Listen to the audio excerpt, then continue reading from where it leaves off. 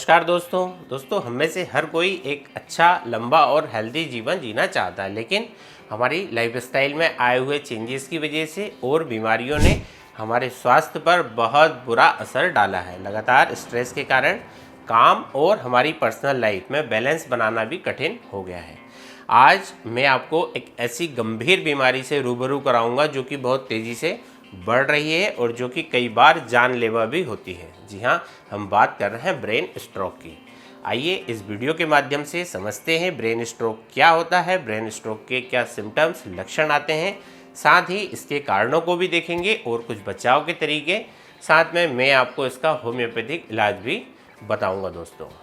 तो ये एक अवेयरनेस वीडियो है, इसलिए इसे ज़्यादा से ज़्यादा लोगों तक शेयर ज़रूर से करें। चलिए जानते हैं ब्रेन स्ट्रोक क्या है दोस्तों। जब हमारे ब्रेन में सफिशिएंट अमाउंट में ब्लड और ऑक्सीजन नहीं पहुंच पाते, तब हमें ब्रेन स्ट्रोक होने के चांसेस बढ़ जाते हैं। ऐसा हमारे ब्रेन में ब्लीडिंग होने या फिर हमारी आर्टरीज में ब्लॉकेज के कारण होता है। और जैसा कि आप समझ सकते हैं कि जब ब्लड सप्लाई ही पुअर होगी तो इसका सीधा सा मतलब है कि ऑक्सीजन की कमी हमें हो जाएगी, जिसके कारण हमारे ब्रेन की जो सेल्स हैं वो फिर कम होने लगती हैं और रिजल्ट ये आता है कि हमें ब्रेन स्ट्रोक हो जाता है।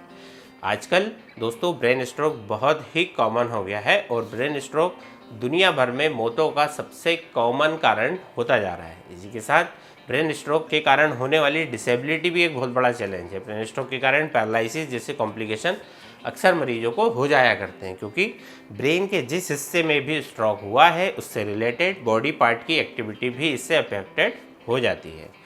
कई बार इससे परमानेंट डिसेबिलिटी भी देखने को हमें मिलती है। आइए अब मैं आपको बताता हूँ कि ब्रेन स्ट्रोक के कुछ ऐसे सिम्टम्स जिन्हें आप फाइंड आउट करके और हम इसका जल्द से जल्द पता लगा सकते हैं। ब्रेन स्ट्रोक के सिम्टम्स में शामिल है दोस्तों हड़बड़ाहट में बात करना, फिर किसी अंग का काम ना करना, बोलने में कठिनाई होना, बोलने की कैपेसिटी में कमी आ जाना और कुछ पेशेंट का अपने शरीर पर कंट्रोल वीक पड़ जाता है और उनके जो सेंसेस हैं वो प्रॉपर वर्क नहीं कर पाते, जिससे उन्हें सूंघने में, देखने में, स्वाद लेने में दिक्कत होती है।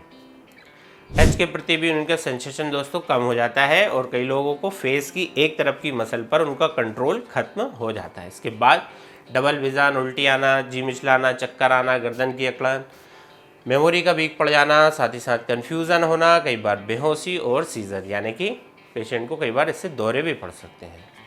अगर आप या आपके परिचित में इस तरह के सिम्टम्स किसी को दिखना शुरू हुए हैं तो बिना किसी देरी के अपने डॉक्टर से ज़रूर से मिलकर चेकअप करवाएं। दोस्तों हमने इसके लक्षणों को तो जान लिया, अब हम इसके पीछे के कारणों के बारे में जानते हैं। तो बेसिकली दोस्तों जो स्ट्रोक है वो 2 टाइप्स के होते हैं, एक है ब्लीडिंग स्ट्रोक और दूसरा है ischemic stroke. Ischemic stroke brain की ब्लड क्लॉटिंग के कारण होता है। इसके और भी कई अन्य कारण होते हैं, जैसे कि स्लीप एपनिया नाम की बीमारी है, एथेरोस्क्लेरोसिस, यानी कि आपकी जो ब्लड वेसल्स हैं इनके अंदर प्लाक जमा हो जाता है जिससे वो सख्त हो जाती हैं। इससे फिर ब्रेन की छोटी छोटी ब्लड वेसल्स में कई बार रुकावट आ जाती है। और फिर है हार्ट में कोई डिफेक्ट होना, brain aneurysm, high blood pressure, blood clotting disorder, brain tumour, high cholesterol level. दोस्तों इसी के साथ excessive alcohol consumption, smoking, migraine और डायबिटीज़ या कई तरह की एलोपैथिक दवाइयाँ भी दोस्तों इसमें शामिल हैं। दोस्तों इसके लिए आपको एक बार अपने न्यूरोलॉजिस्ट से ज़रूर से मिल लेना चाहिए, ताकि जो आपकी बीमारी है उसकी जो गंभीरता है, उसका जो स्टेज है, उसका सही समय पर पता लगाया जा सके। और इसके डायग्नोसिस के लिए जो आपके डॉक्टर हैं वो कई तरह के इन्वेस्टिगेशन आपके लिए करा सकते हैं, जैसे कि ईसीजी है, सिटी स्कैन है, एमआरआई, ईईजी और कुछ अन्य ब्लड टेस्ट इसके लिए करवाए जा सकते हैं। जाँचें बहुत ही ज़रूरी होती है दोस्तों। कई बार इमरजेंसी कंडीशन भी इससे होती है कि अचानक से पेशेंट है, इस तरह के सिम्टम्स उसमें दिखाई दे रहे हैं। इसके लिए बिना देरी किए कुछ इमरजेंसी दवाओं से और मेडिकल ट्रीटमेंट से ब्लड सर्कुलेशन को ठीक किया जा सकता है, ताकि ब्रेन में प्रॉपर ऑक्सीजन सही समय पे पहुंच पाए। इसके लिए डॉक्टर थ्रोम्बोलाइटिक मेडिसिन का यूज़ करते हैं, यानी कि ऐसी दवाइयाँ जो कि ब्लड के थक्कों को घोलने का काम करती हैं। और जो भी इससे संबंधित फिर कारण है जिनका जिक्र हमने अभी किया, उन्हें भी फाइंड आउट करके और ट्रीट किया जाता है। जैसे कि आपका ब्लड प्रेशर है, उसे भी जल्द से जल्द कंट्रोल में हमें करना होगा। कई बार हेमोरेजिक स्ट्रोक से ब्लड क्लॉटिंग को हटाने के लिए सर्जरी भी कराई जा सकती है। इसलिए कहता हूँ दोस्तों अपनी सेहत का हमेशा ख्याल रखिए, ताकि आप ऐसी गंभीर बीमारी से बच सकें।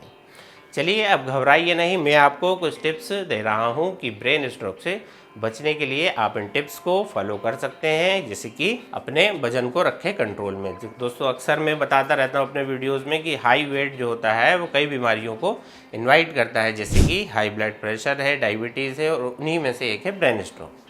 दरअसल बॉडी में फैट की मात्रा अधिक होने से ब्लड सर्कुलेशन में दिक्कत होती है और फिर ये जो ब्लड है मस्तिष्क तक नहीं पहुंच पाता, हमें ऑक्सीजन की कमी हो जाती है और फिर स्ट्रोक की संभावनाएं बढ़ जाती हैं। इसलिए अपने वजन पर कंट्रोल करना सीखें। फिर है अच्छा खाएं और पिए। यहाँ पर अच्छा का मतलब है फल, सब्जियां, हेल्दी फैट्स, जो कि हमारी ब्रेन की हेल्थ के लिए अच्छी रहती है। इसके अलावा आप ले सकते हैं नट्स और सीड्स, जो कि एक हेल्दी फैट के सोर्स होते हैं और ये ब्रेन के लिए दोस्तों फ़ायदेमंद होते हैं। साथ ही साथ ये बॉडी में कोलेस्ट्रॉल को भी कम करने का काम करते हैं। फिर है स्मोकिंग और अल्कोहल से बनाए दूरी। स्मोकिंग हार्मफुल है, हम सभी जानते हैं, और ये बात भी सच है कि ब्रेन स्ट्रोक का खतरा इससे बढ़ जाता है, क्योंकि बॉडी में जो ऑक्सीजन का लेवल है इसे ये कम कर देती है और जितनी जल्दी आप इसे स्मोकिंग को छोड़ेंगे उतनी ही जल्दी आप फिर रिकवर भी होंगे।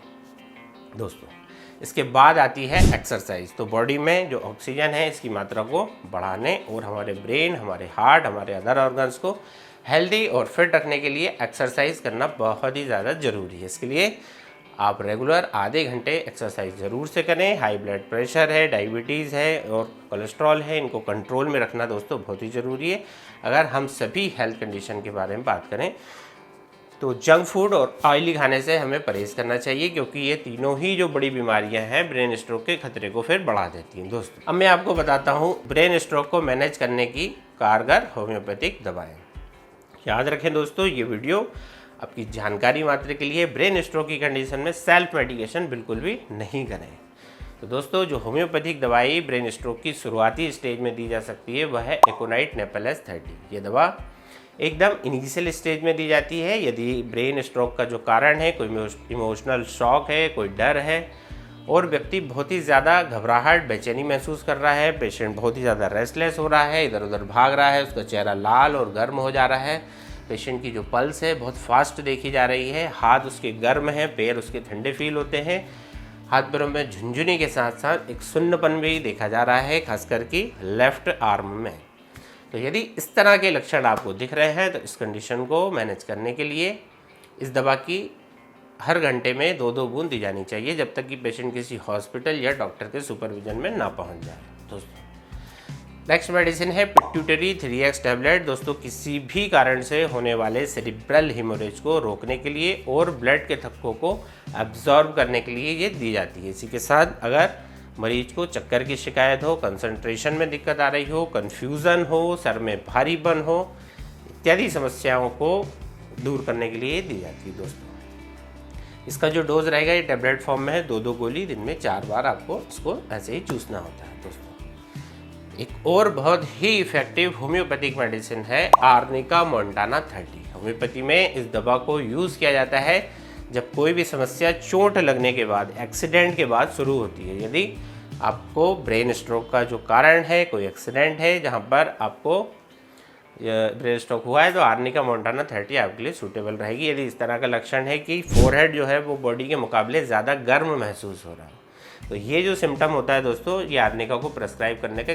स्ट्रॉन्ग इंडिकेशन होता है। आप आर्निका को 30 पावर में 2-2 बूंद दिन में 3 से 4 बार प्रयोग कर सकते हैं। ये एक थ्रोम्बोलाइटिक एक्शन करती है। इसके बाद आती है दोस्तों अगली मेडिसिन, वह है कॉस्टिकम 200। दोस्तों स्ट्रोक के बाद अक्सर पैरालिसिस की समस्या देखी जाती है। तो यदि किसी मरीज को 1 साइडेड पैरालिसिस हुआ है, जैसे कि मरीज ठीक से बोल नहीं पा रहा है, उसके हाथ और पैर में कोऑर्डिनेशन गड़बड़ हो रहा है, हाथ पैर सुन्न हो रहे हैं और उसकी जो सारी तकलीफ़ें हैं राइट साइडेड हैं, इस तरह के पैरालिसिस को ठीक करने की एक मेन दवाई है कॉस्टिकम 200। 2-2 बूंद सुबह और रात को दिया जाना चाहिए directly on time. Next medicine की बात करें वह है दोस्तों ब्राइटाकार्ब 200। खासकर जब किसी बुजुर्ग व्यक्ति को ब्रेन स्ट्रोक हुआ है और उसके बाद से ही मरीज में बहुत सारी शारीरिक और मानसिक कमजोरी आ गई है। पेशेंट को ऐसा सेंसेशन होता है कि उसका जो ब्रेन है वो लूज़ हो रहा है और याददाश्त ब्रेन स्ट्रोक के बाद काफ़ी उसकी कमज़ोर हो गई है।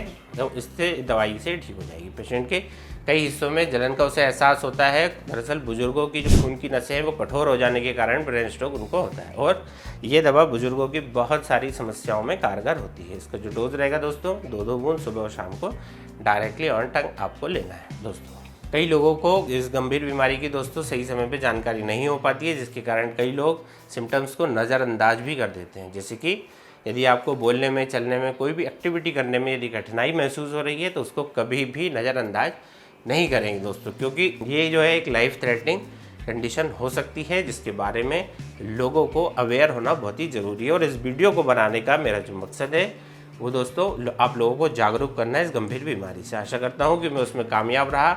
आपको वीडियो जरूर से पसंद आया होगा, जानकारी महत्वपूर्ण लगी होगी, तो इससे ज़्यादा लोगों तक शेयर भी करें ताकि वक्त रहते हम किसी की जान बचा सकें दोस्तों। इसी तरह और हेल्थ वीडियोस पाने के लिए हमारे चैनल को अभी सब्सक्राइब कर लीजिए दोस्तों। मिलते हैं जल्दी ही। धन्यवाद।